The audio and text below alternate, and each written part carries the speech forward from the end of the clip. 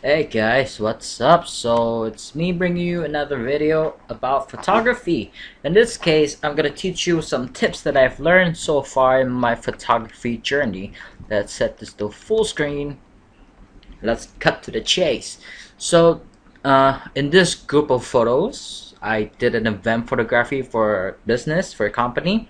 I did it for free because it was my mother's and my relatives' company, so it's pretty much what I have to do. Um, so these are some tips that I've learned. Most of the tips you might not feel like you want to follow it, but then it's uh, you can think about using it. So in my case, what I've learned is that whenever you do an event photography, you always have to start with something that's important, and then with the middle part being some things that are fun. In this case, is the event itself, and then last ending up with something that is important as well to end everything. So the ending of the entire event. So now to start this off, we have a group shot, and this group shot is the most important thing in every single event. You should always have a group shot, either portrait or one single person, a couple, or just a group. In this case, it's a group shot. What I think it's important because it's a business. It's a business. We have to show who is running the business and so on. So this group of ladies right here are the managers and so on of the business. So we have to start important. That's what I've said before. This is the first thing. Next picture is another group shot again, and I'm here actually, right here. But then it's it's an important group shot because this is the whole department that was working in the company, the office. Uh, you just have to show who is joining the event. So we start off important.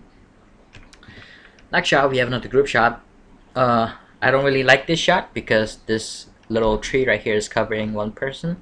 So that's why I took the camera and then switched into another composition. I stood a little to the right. You don't actually need the group to look at you or the person to look at you. Is very important for you to take some candid shots as well if you want. But you can have the camera look at you by just telling them to. But then I personally myself, that's not how I like to shoot. If it's event, you want it to be memorable, sorry, memorable. So you can take some candid shots. That's more important for me. Next up, we have another group shot. In this, my tips is that you want blurred foreground to draw your attention to the main point of the picture. In this case, we have two persons right here, one holding a phone, one holding a DSLR. Both of them are kind of blurred out. I didn't want to totally blur them out because I still want to see what they're doing. So they're pretty much a little bit blurred out to draw your attention to what's important of the picture, which in this case, it's the group. So next, it's another group shot. This is another candid shot. Most of them didn't look at me, but it's fine. I like candid pictures. I like to see what they are doing when they feel comfortable most. So in this case, they're looking at other people's camera, and then they're just doing whatever pose they like to, and I just snapped a picture like that. It's more memorable. Next, those 6 pictures before are the important part, the first part. Now we're starting on the event and so on. So for this picture, my tip is that you don't actually have to shoot the people from the business who are running or the people who are important. You can also take a picture of people who is running the event, let's say coordinating the event. In this case, I took a picture of the lady who is the coordinator of the outbound events. And also I added in around few of the employees of the business. I took another shot where I stood in front of the lady, and then behind her no one was standing there, but then I thought about it. I just switched to this angle right here to take everybody who was focusing on another coordinator who was talking about stuff. This is kind of important and kind of good for event photography as well. Next up, we have a sort of candid shot. About this picture, my tip is that throughout the whole event, you just have to keep on shooting pictures.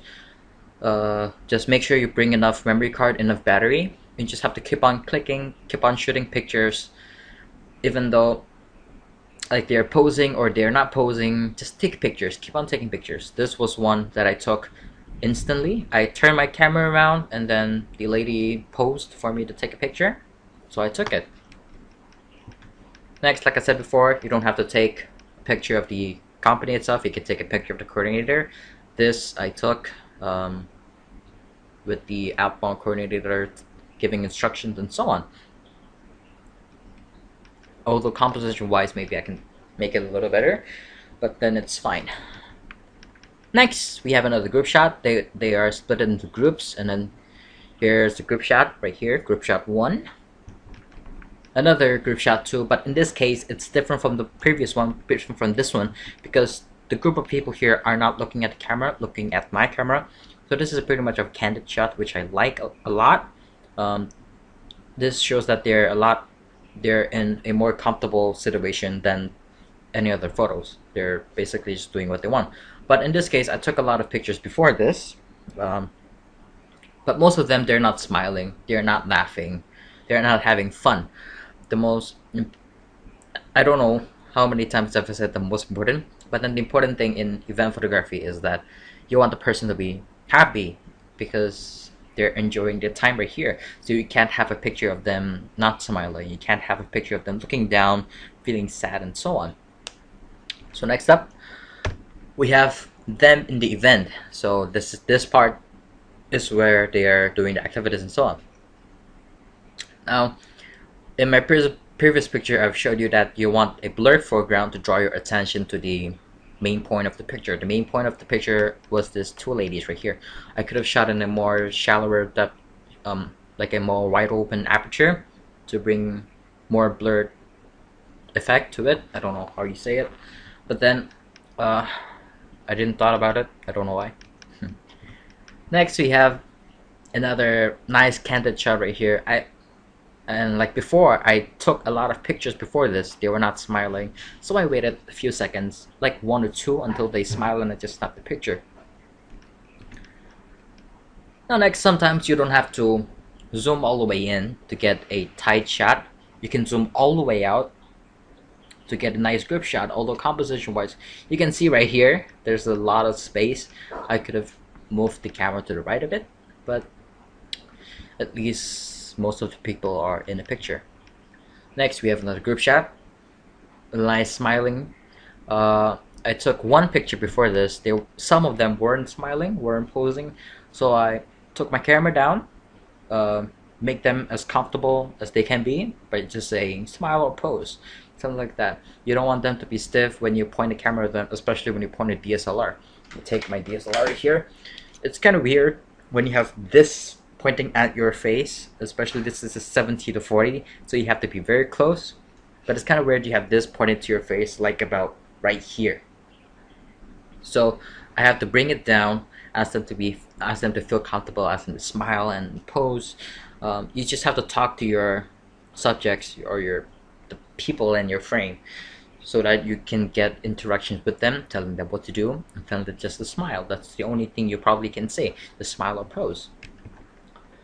Next, it's a little bit tilted, but it's okay. Like I said before, you don't have to get a tight shot. You can zoom all the way out to get a nice group shot of the entire event.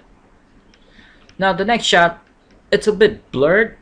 It's not exactly pinpoint focus to the subject, but I kind of like this because it's zoom all the way out. You have this distortion effect to it, and then you have the lens flare. I know people mostly say you can't shoot to the sun, but the tip here is that you can just try, give it a try. Give it anything you want. You want to shoot from bottom, shoot from the top, different angles, to get some lens flare into it, take off your lens hood, whatever you want. Just give it a try, because you never know what will happen. When I shot this, I doubted myself that I would get a nice picture, because I know that obviously it will be backlit, and if I try to compensate it, the background will be totally blown out. But then it's pretty fine. I can still see people on the right side over here, people on the left side. It's pretty fine. I get the lens flare effect like I wanted, and that's pretty good. So moving on to the next picture. This is a nice candid picture. I actually pointed the camera at him for about a few seconds or so, but he wasn't looking. He didn't know I was there pointing at him. Then you can just make some simple noise, like say a simple snap on your finger or a little cuff. It will draw attention to you because they're wondering where that sound came from. So everybody will just look at you.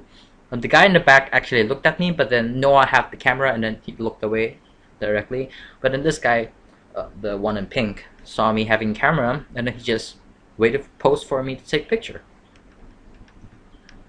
So now, like before, we can shoot the coordinator as well.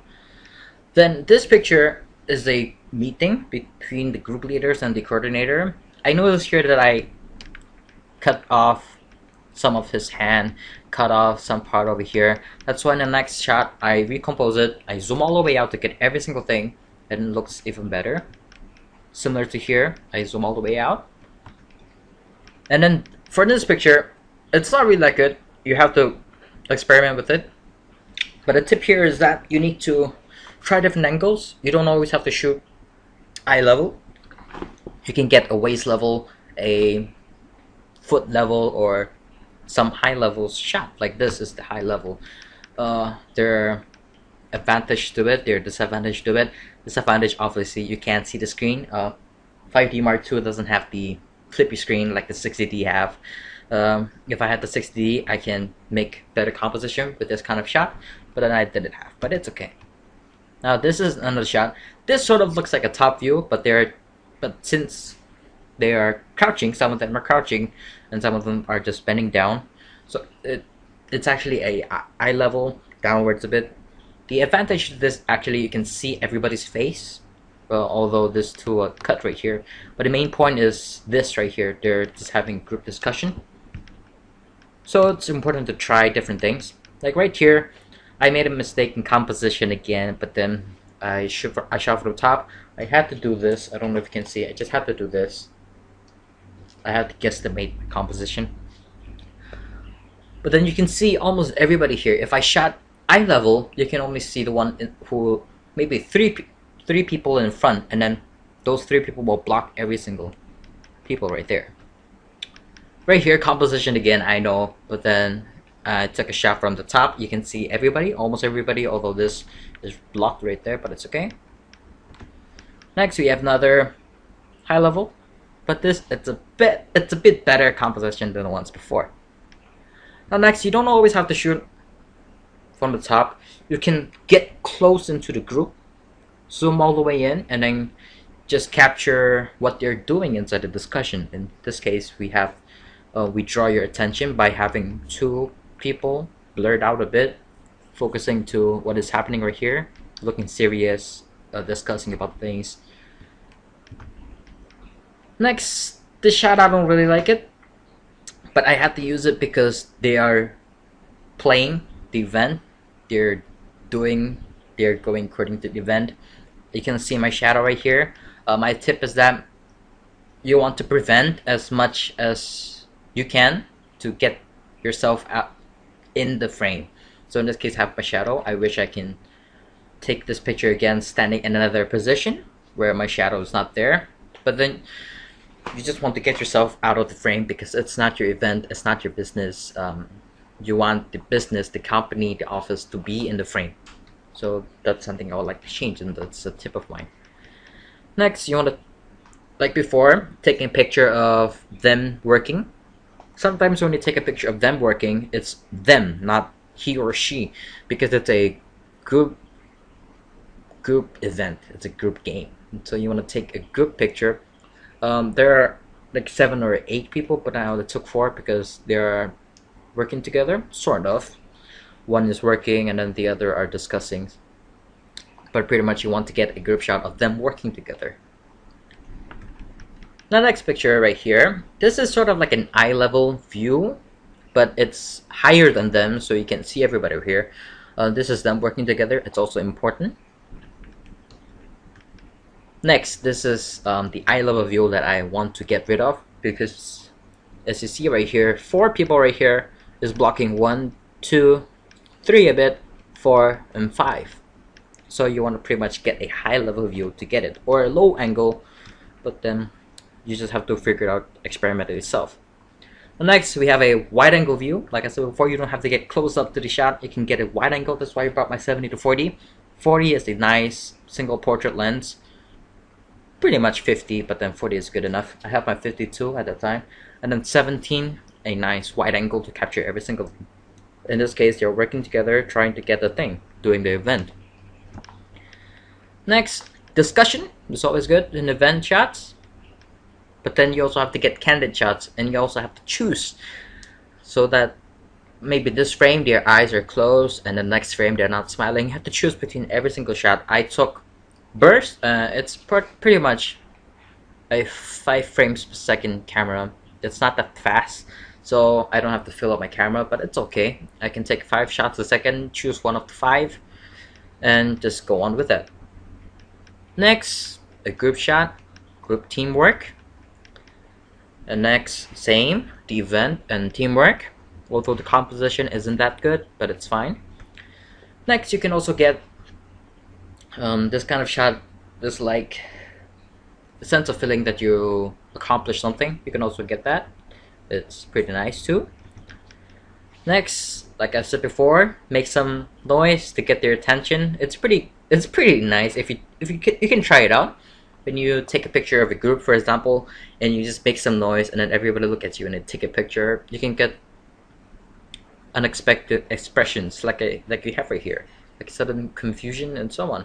But the next picture, I brought it back to teamwork pictures, so turn off like this. Next, this is a shot that I deleted, that I didn't send. It's a picture I just stood on the beach and just take a picture like that, like I didn't care at all. But when I looked at it, I thought that it could be better if I change a few things. Maybe I can get a little closer to one of them.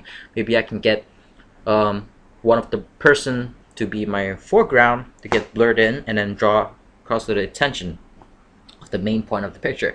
But I thought about it in a split second that I knew that the main point is to make the sandcastle, that they're gonna spread all sands towards the middle.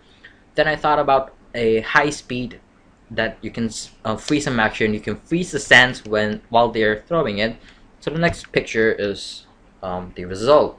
I dropped down to crouching just like them, and then I just waited when they spread the sand, and I just took the picture. As you can see, most of them freeze while they're doing it, which is pretty cool. What did I shot this at? Yeah, 3200 of a second, ISO 1000. I really want to get freeze action, but then a wide depth of field, so I shot at 7.1. Well, ISO 1000 is pretty fine. It's a 5D Mark II anyway. But this is kind of a shot you just have to think in a split second what can make your previous picture better if you don't like it. Next, some pictures to show you that eye level isn't always good. You have one person blocking another, you can't see someone's face, you have people's arm blocking one another, such and such. The next picture, however, it's in high level, although composition wise I don't really like it, but you can see almost everybody here. Now, it's important for you to take small details of things that are happening. In this case, the small detail I took is the card they take everywhere in every game, so that they can have a stamp to show that they complete the game, the event itself. Now next, I've showed you some high level. This pretty much is a eye level view because they're all crouching.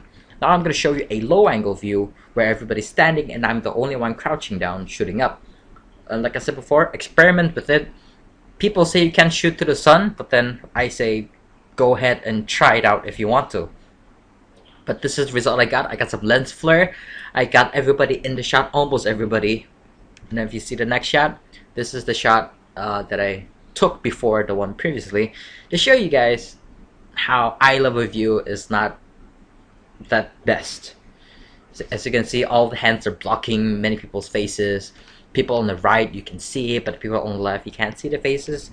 Then here goes another low angle view. You can see almost everybody here. Not the faces though, but it's okay. Now sometimes it's not always best to shoot group shots, depending on what the situation is. In this case, the rest of the group is watching at one person playing the game. So it's pretty much better to shoot that one person who's playing the game himself. So this next shot, I cropped this, but then I don't know why it reset it itself. But then this is a picture I took of the guy playing the game. So that's more important. You look at your previous frame if you took a group shot. What are the other people doing? Are they in the game, or are they just standing around doing something else? Even though it's candid, but then you just have to think about it. Now next, right here we have another eye level shot. Show you that it's not that good to take this kind of shot. The next picture, a low angle where you can see everybody. It's pretty nice. You can see everybody working together. In this shot, you can see them working together, but you can't see everyone in this picture. But in here you can. And next up, another low angle. If the person right here is laid opposite, I might take a high angle shot because I want to see the face. But in this case, if I took a high angle, I would just see the back. So I dropped it down, make a low angle shot of the person right here. Next, a high angle composition. I don't like it because it's hard to shoot like this. It's easier to shoot like this because you can see the LCD directly and take a next shot. But it's better to take a high picture, a high angle. You can see everybody. Similar to this, it's a better composition. I looked at it and I changed. So from here, I changed to this. And then next, now this is a single person. You have to take pictures of people or person really focusing on what you're doing. So like focusing on the event. In this case, oh my god, in this case she was finding stuff on the beach. Now another high angle to show you everybody and show you what they're doing. And next, a low angle to show you, yeah, same, what they're doing, to just bring everyone into the frame. If you shoot at eye level, some people might get blocked and so on. Now this is an eye level. It shows you that someone is getting blocked, but then I think it's pretty fine to do this. Next, same group shot, group work, and a group shot, another group shot. But I thought about it, composition wise it's not that good, so I decided to just move some people so no one will get blocked, although some are still blocked. Next we have a kind of low angle. Next, this shot isn't that good, composition wise isn't that good. It's an eye level, many people are blocked, but this is a really nice candid shot because everybody is laughing. And yes, some people might get blocked, some people might not like it, but then the most important thing is that you're having fun in the event and you just have to take a picture. I want to delete it, but then everyone was laughing, I had to keep it. Next we have group shot. I realized in this frame that not all of the group members are in here, so I stopped, I took the camera down, I had the whole group together, and then this is the next shot, although some are blocked, but then it's fine, it's a group shot. Next, this is the last picture, is to end the event where they all race to the finish line. And like I said before in the start of the video, you have to start strong and then continue with the event and then end strong. This is the end strong, showing you that everyone is working together, really tiring, and then just want to end the day with a nice race. So that's pretty much it of this entire picture. I think, yeah, 66 pictures. I've sent some of this, I didn't send all 66, probably about 50 or so on.